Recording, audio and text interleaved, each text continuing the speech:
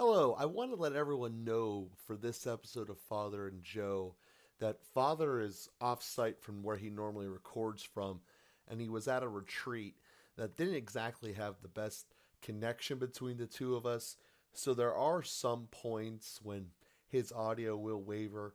Overall, it does come through pretty good, but just want to disclose that, especially in the beginning when the connection's trying to get fired up, that there's a little bit connectivity flares there, but it does pick up as it goes on, and this one's a very good one. It's certainly worth it.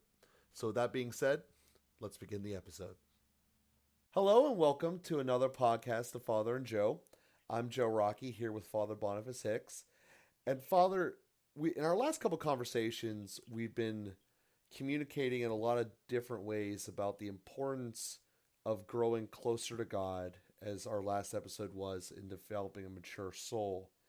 And the examples you kept giving were look at human relationships, particularly with the marriage. Um, and today I wanted to focus on actually talking about the benefits of having a marriage. We've had discussions before, and we don't want to dismiss about it's not exactly easy. Specifically, when you mentioned the family development, the I'm blanking on the letters of it. Teresa knows them, but I don't. Natural family planning, and that there's difficulty with that inherently.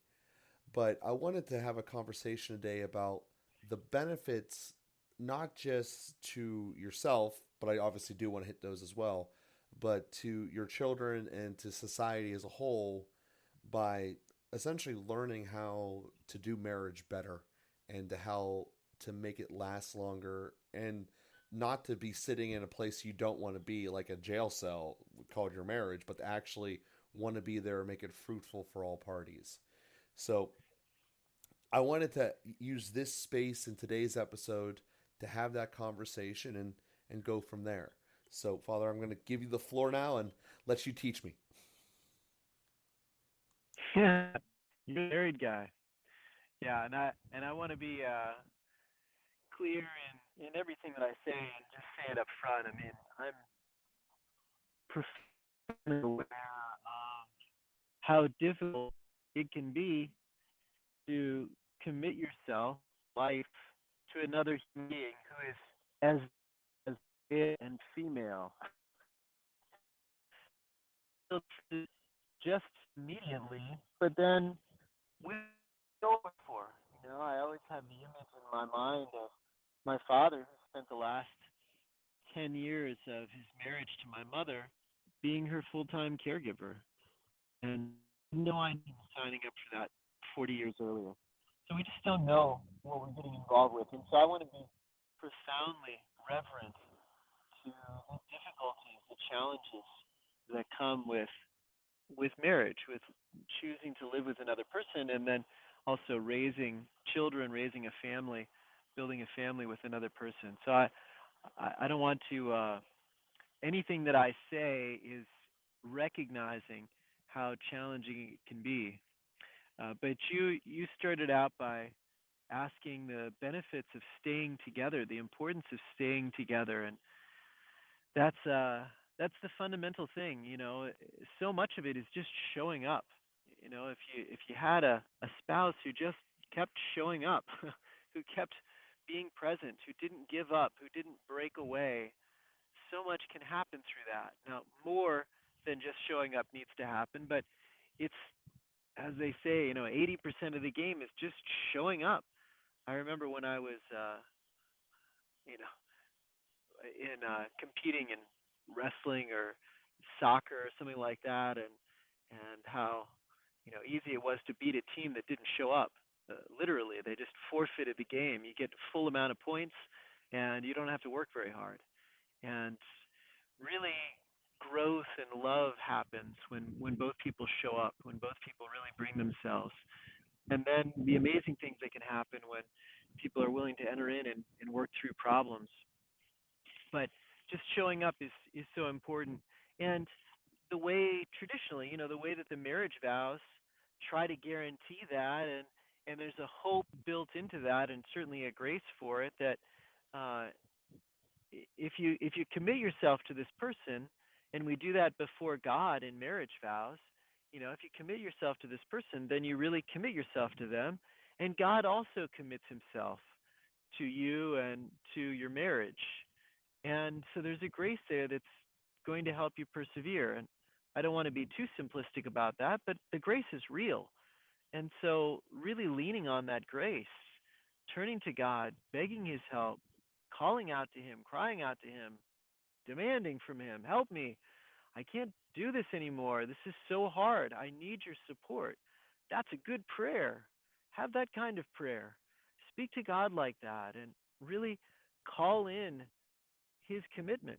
He committed himself to your marriage. And so you can really call on that. And as I say, the way that we commit ourselves to showing up through that vow, and God commits himself as well, that was recognized also in civil law by not allowing divorce. Divorce is a pretty new phenomenon, and we know going all the way back to Henry VIII, and as a famous case where divorce wasn't allowed except that he happened to be the king, so he changed that law, but he wasn't able to change the church sacramental truth that marriage is a binding sacrament that can't just be divorced, that just can't be ended because the person wants it. And so Henry VIII ended up killing his wife because death does end marriage. But in any event, divorce is a relatively new concept in law. And it's interesting. We could really look to divorce, no fault divorce, which was introduced in the 1950s, I think, 1960s, as a real watershed for the dissolution of the family. We look to things like abortion, and rightly so, and then we go back a little farther and look at contraception, and rightly so. But even before that, no fault divorce did a lot of damage to marriages. Now, it's hard to say that, and this is where I go back to my original comment that I'm aware of how difficult marriage is, how difficult that commitment is to live out at times. And so I'm also very sympathetic. My heart goes out to those who are struggling. And no fault divorce was meant to provide a space for those marriages that were really bad. And especially from the woman's side, there wasn't always adequate legal support if the man was more controlling or abusive, or there were those real problems. And so rather than requiring all the testimonies and proof, the law wanted to make it easier for people to get out of really dangerous or destructive situations. So again, without demonizing the law, which had a good intention, it really opened the door for a lot of things that I don't think were ever intended by the original law. And that's the just ease with which divorce can take place now without any real justification, just because someone feels like the marriage died or is done, or wants to get out of it, or wants to be with somebody else, or a lot of other things like that. And that's so destructive. The children have a right to have two parents who are committed to each other, even if the love is limited there, even if there are some other problems to work through, even if there are difficulties.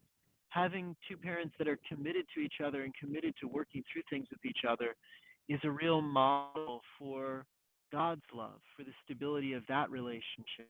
And there's no, it's such a great disservice to not give children that foundation of two parents who are committed to each other for life.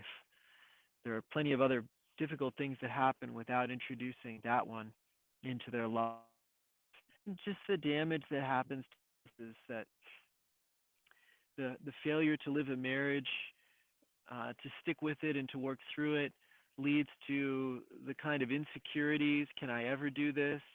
Might lead to the running away. I need to find somebody who seems to actually love me and appreciate me, and people can run into rebound relationships that end up falling apart again, and then a couple of failed marriages, and people really suffer from that, really struggle from that. And so it does a lot of damage to the spouses. And really can solidify a pattern of just running away from problems, not ever working anything out. Because as much as we can say it's the other person who's at fault, it always takes two. And so there's always some of my own issues that need to be worked out when I have a conflict with somebody else. I always have ways that I need to grow. And if I keep running to the next relationship, the next marriage, the next thing, then I'm never going to face that stuff in myself that needs conversion, that needs to change. And that's so destructive. I'm really giving up on myself and, in a way, giving up on God in not dealing with and staying with that stuff and working through it. So it's so important. Just to stay together does so much. Now, staying together, as I've already alluded to, can be extremely difficult. And now I'm not talking about a situation where there's real abuse. And where there is real abuse, sometimes it's well, where there's real abuse, it's necessary to take stronger actions, to get help, to have intervention. So there's nobody that is required to stay in a situation where they're being beaten, abused, also verbally, or even there's a way that a kind of spiritual abuse can take place when religious ideas are used to control and manipulate the other person. So where there's abuse, there's a need to take steps. That doesn't necessarily mean divorce, although that has to be one of the options. And that's something that even preceded no fault divorce. Of course, when there is fault, when there is abuse, then some steps need to be taken. Sometimes there are centers like the Blackburn Center that helps battered wives to find a safe refuge because there's sometimes a danger that in leaving a woman could be killed by her husband. And so to protect her and provide for her and provide for the children, there's some beautiful centers for intervention for those things. So again, those are special situations, but that's very exceptional. The majority of situations, there are difficulties, there are misunderstandings, maybe the love has died, maybe there's even been infidelity, and someone has fallen in love with a coworker or a friend that they've gotten to know in some way. Those are situations that can still be worked through, and reconciliation and communication. Sometimes it brings the tensions and the brokenness in the marriage to a head, and then it can actually be worked through. In those situations, when a married couple has even serious problems like that, like a real emotional separation or even marital infidelity, and they're able to work through that, something really beautiful happens because they really understand, both of them come to understand more deeply the mercy of God. And when they're able to have that mercy on the other or receive that mercy from the other, when they're able to recognize, reconcile, and work through problems, something incredibly beautiful happens. And that mercy starts to overflow on others as well, on friends and children. So being able to persevere in those situations is really important. And there are plenty of supports for that. There's a lot of good marital counselors that can help couples to work through problems. I can think of several people I know offhand who had some very difficult struggles. I mean, really moving towards separation, possibly divorce. They were able to get some marriage counseling and really learn how to listen to each other, learn what the other was struggling with, and how their prejudgments were were false, and how to get over some of their own wounds that were being projected onto the other. And that marital counseling helped a tremendous amount. Yeah, as you had mentioned in there, one of the things that I think ought not to be lost is this process of marriage really can show you what you're lacking in. And to just run away from it prevents you from growing. And I think that that is one of the benefits that most people really don't see, because to be with someone, you're confronted to have not just their side, but your side as well as getting light put upon it. And as you had mentioned before, none of us are perfect. You can only be perfect as a team but none of us as individually are. And therefore, there's going to be situations and areas in each of our lives inherently that aren't great, that need to be grown and developed further. And I think that that's part of the benefit that people really miss, because they just see this challenge, which is probably something that they buried within that they don't want to confront, that should be dealt with, but rather than dealing with that, just run away. And the other part about what you mentioned there is how doing that just teaches children to do that more and more.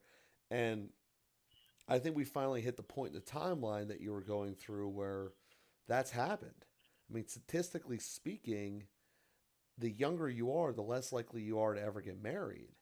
And that in Mm. itself has, not even attempting to try to make it work, is, that's the natural result of growing up and seeing your parents didn't work, his parents didn't work.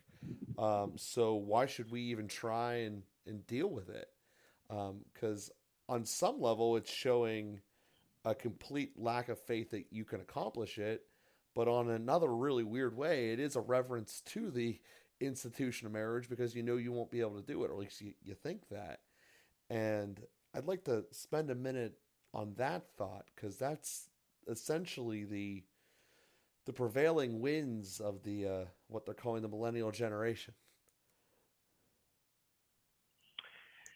Yeah, just giving up and moving on, unwillingness to commit, and not wanting to repeat the failures of parents by not even trying is really heartbreaking, and it tends to get worse. So then there's this kind of halfway commitment. People move in together as if that will solve something. So without making a commitment, they just sort of nominally commit by moving in together, give the sign that they're going to be married, but they don't want to get a divorce, and so they don't actually stand up before God and make a promise before Him, but also don't receive His help through the sacrament. And depriving themselves of that makes the whole situation that much more fragile. So yeah, it's a sad reality in the millennial generation, which also leads to a lack of commitment in a workplace. I was talking to a CEO of a major organization, and he was talking to a new hire that they were hiring into, wanted to hire into a significant position, and the guy just told him up front, probably I'll only come on board for a couple of years, and then I'm already looking for another place to go because you can't commit to someplace for too long. And this guy who had been committed to this company since his childhood, had no interest in a guy who was already starting out with that attitude. Sure, it's one thing to, for various reasons, look for other work, but it's another thing to start out a position expecting you're going to leave it. And that lack of commitment leads to a lack of investment. If I'm not really going to be with someone for my whole life, I'm not going to give them my whole heart. I'm going to give them some part of my heart that I don't mind losing. It's like when you go to a casino, the smart thing to do is to decide in advance how much you're willing to lose. And so you put in 20 bucks or 50 bucks or whatever, and you just presume you're going to lose that. If we go into marriage like that, first of all, we're not going to bet the farm because we're expecting to lose it, and we're not going to invest that much. And so the reality is that the return is not that great either. Now, fortunately, marriage has much better stakes than casinos, so we don't need to take that kind of defensive approach to marriage. But that lack of commitment really undercuts a lot of other things. And you're so right, Joe, that lack of commitment has come from a generation that has grown up with 50+% divorce rates. And so many of the people now who should be getting married are hesitant to do that, or totally unwilling to do that because of their own experience of divorce and lack of commitment in their own parents and their own families. Yeah, because you see the negative effects around you, and that was actually one of the topics I had thought of, that not willing to invest does hurt you. I mean, there's no doubt about that. You just gave the example there of why would I hire someone who's not on board? And the same thing permeates throughout because inevitably, no matter how blue sky and green grass the days are today, a problem will come up. It's inevitable. No matter who you are and where you are, it's a fact of life. And to have a framework around you to know that we're committed to making this work, even if it's hard or scary or what have you, is a tremendous benefit. But essentially, it's fear or some other negative reason is holding it back, and that really does lead to what you mentioned before, is that it is a sense of going away from God, because it's not easy doing any of the sacraments, really. To be called to be worthy of the promises of Christ isn't easy. You got to not follow sin and turn away from that. But the benefits of growing and getting through the process of overcoming problems within yourself and creating a little bit of humility that you're not the center of all and nor are you perfect creates a much better end result for everyone involved. So I wanted to re-highlight that because in a very real way, it is turning away from God, if by no other blatant way than turning away from the sacrament of marriage. So as we're getting towards the end of today's episode, I want to give you the chance to give some final thoughts about today's topic. Yeah, thanks, Joe. And I just want to mention I mentioned marriage counseling as one approach to take that I certainly warmly encourage. There's just some basic communication that can help tremendously. A lot of times, men are bad communicators and don't listen well. A lot of times, women are so intuitive that they're bad communicators in the way that men need them to be. And so, just helping men and women to get the skills to actually break through is extremely valuable. And a marriage counselor, without entering into a lot of other things, I know people sometimes are sensitive about moral issues and whether a marriage counselor is really on board with Christian morality, but a lot of the things are so basic in terms of communication, just human problems that you don't even need to get into things that are that far along. But another place to look is a retreat called Retrouvaille, which has a funny French spelling, Retrouvaille.